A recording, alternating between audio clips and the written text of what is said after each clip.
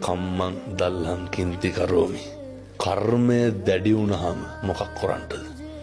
අහලා තියෙනවද අර නයි කාලා බේරෙනවා. දල කඩි කාලා මැරෙනවනේ. එහෙමයි හවුදරේ. බුදුහාමුදුරුවෝ අහනවා කර්මය දැඩි වුණාම මොකක් කරන්නද? පුට්ටස්ස ලෝක ධම්මේනේ. චිත්තං යස්සන කම්පති මේ ඉගෙන ගන්න ඕන එකක් මේක. එතකොට අපි කොහොමද ජීවත් වෙන්න ඕන? අකම්පිතව ජීවත් වෙන්න ඕන. මිනිස්සු ඉගෙන ගන්න ඕන පුරුදු වෙන්න ඕන. දැන් ඔය ප්‍රශංසාව කියන එක ඒ රේඛාවෙම අනිත් පැත්තේ තියෙන එකක් තමයි නින්දාව. එහෙමයි. ජීවිත අත්දැකීම් ඕන තරම් ඇති මං හිතන්නේ. එහෙමයි. මිනිස්සු අර අපේ ලොකු හාමුදුරුවෝ අපිට උගන්වන එකක් තමයි උන්වහන්සේලා මතක තියාගන්න ඕනේ වඳින අත්දැකීම්ම නෙමෙයිද මිනිස්සු බෙල්ල මිරිකන්නේ. වදින අත්දැකීමයි. අර කියනවනේ දර පූජාසනේ ඔබ හිඳුවා ඔබට පුදන මේ ලෝකයමයි නේ.